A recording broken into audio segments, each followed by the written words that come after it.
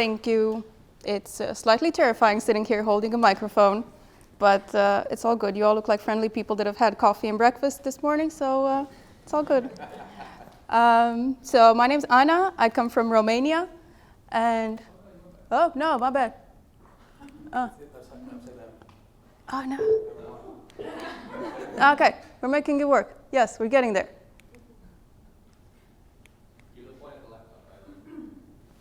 So I come from Romania, and usually when people think of Romanian folklore, they think of this, this, this, or this.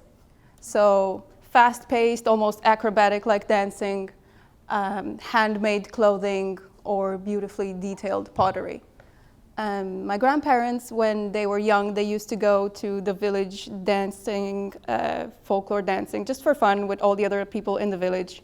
And my grandmother, when she was young, she used to make her own clothing, sometimes starting from scratch, like with the fabric itself. And I do none of that. I can barely sew a button on my shirt. I can't dance any of our traditional dances, and much to my family's confusion and frustration, I'm a vegetarian, which to my mom means I only eat chicken, so there's still some work to do there. But what I do is this, and this. So nothing that really makes you think of Romania or folklore immediately. So when I got invited to speak for this theme, I said, hell yes, because you say yes when you get an opportunity, and then you make it work. When you get a client that asks you, can you do this or that? And you're like, yeah, sure, and then you figure out how to do the thing. So we're figuring it out. But it's funny because I never really thought about my cultural heritage before moving here. I was living in Romania, just living my normal life and going about my day, and I felt like it encompassed all the Romanianness there was. But then when I moved here and became an immigrant, I started to question my cultural identity more because it felt like something that I couldn't take for granted. And it's funny because it's not like I was living a particularly traditional or folklore-related life when I was there. It's not like I was going to my corporate gig in Bucharest wearing a traditional clothing, or I wouldn't burst out dancing in an elevator when I heard music.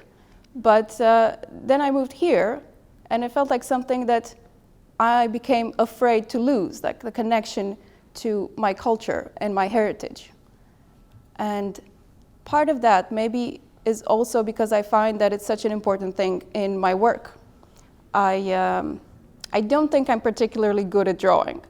And when I send out emails to clients telling them why they should hire me and not some of the other great illustrators out there or in here, then drawing isn't really my selling point. I don't tell them, ooh, I'm so good, look at this amazing hand that I draw.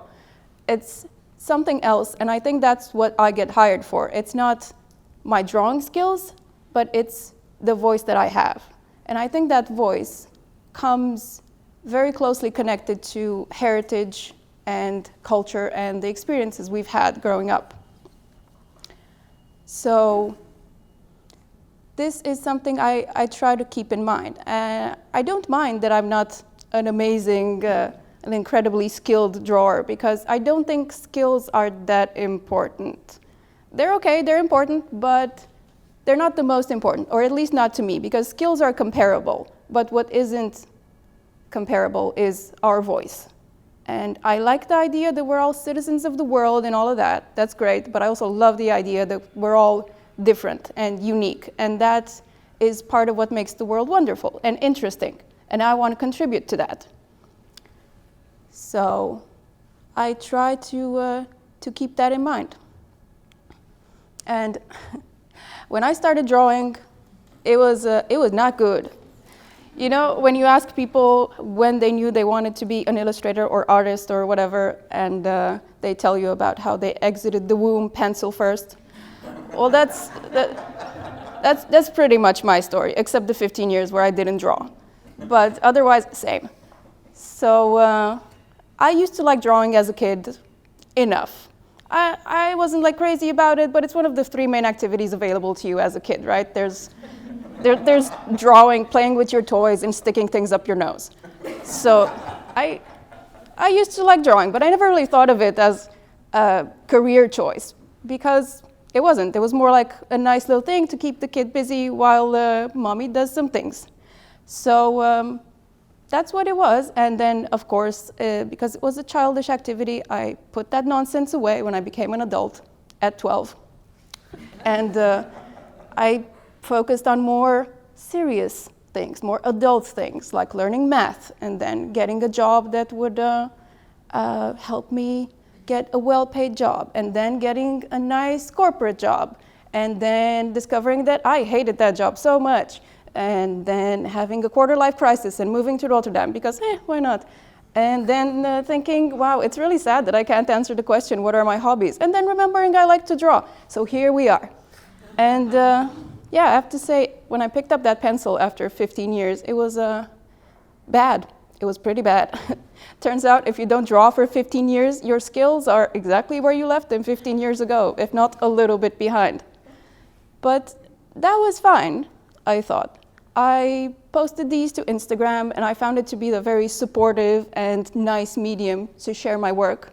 People were supportive and nice about it. They didn't seem to mind that I wasn't really good at drawing, and that's how I discovered that people will forgive a lot if you make them feel something.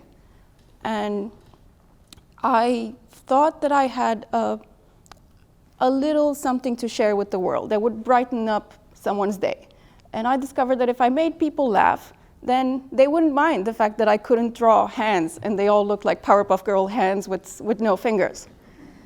So that was my first experience, discovering that skills are nice to have, but what's maybe more important to have is a point of view and a voice. And I think that comes closely connected to our culture and our heritage and our experiences. So that's why I try to connect to mine. But I feel like I'm not naturally drawn to traditional ways that people connect to my culture. I'm not really interested in traditional dances. I'm not into pottery or things like that. And trying to connect with them when I'm not naturally interested feels wrong. I remember when I took my Dutch partner home for the first time, and my mom was so excited to share all our traditions and culture with him that like everything became immediately a little Romanian tradition. It was like, in Romania, we spend Christmas with family. In Romania, we sing carols. In Romania, we tie shoes with shoelaces. I'm like, yes, I think everyone does.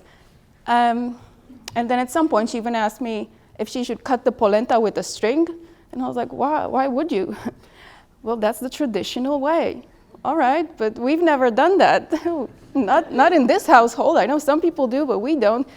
So it felt weird and inauthentic. And I think that's how it would feel for me as well if I tried to force my connection to my culture in ways that I normally wouldn't if I were still living back in Romania.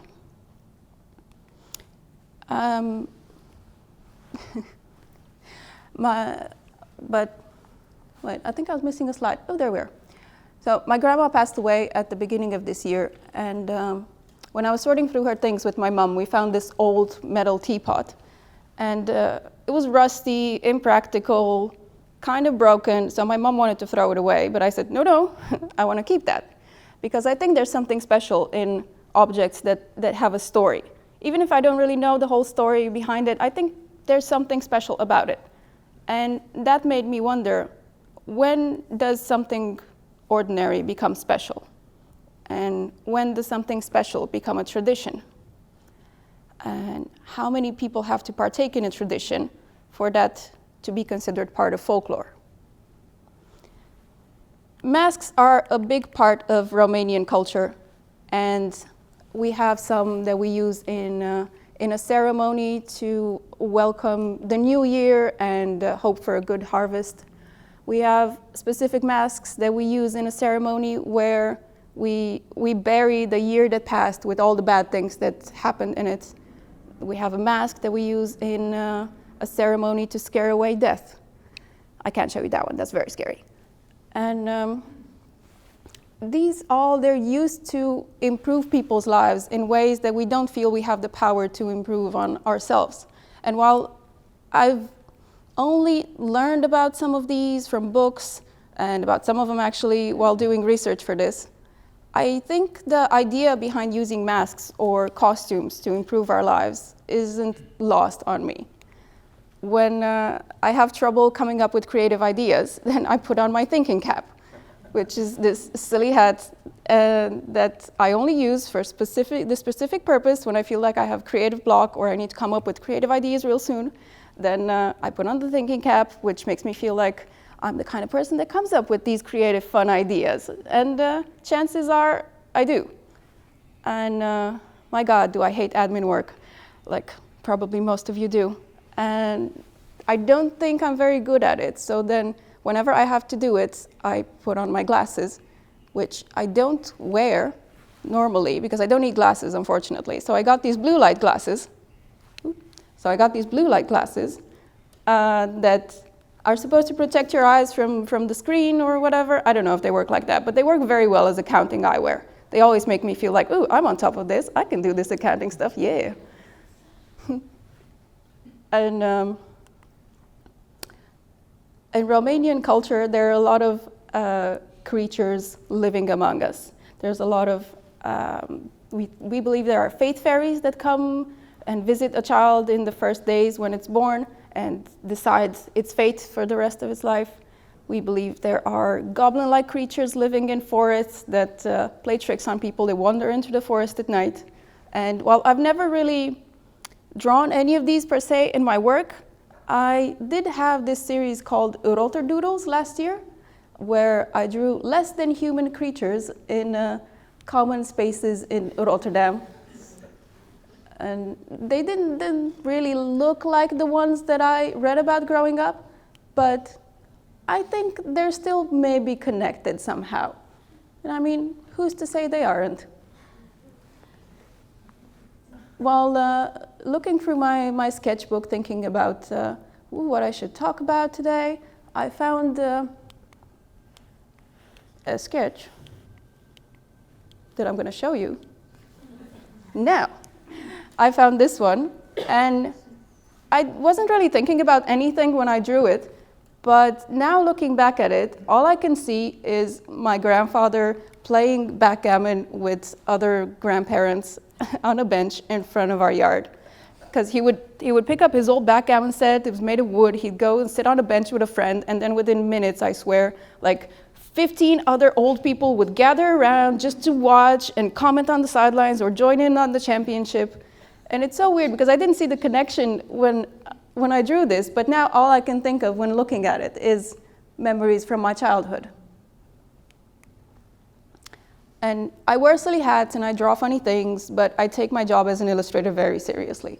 And I think that it's important every child gets to see themselves in the characters that they see in books, in the characters they read about. And I make an effort to make my characters diverse and inclusive because I think every child should see themselves and know that they belong and they matter.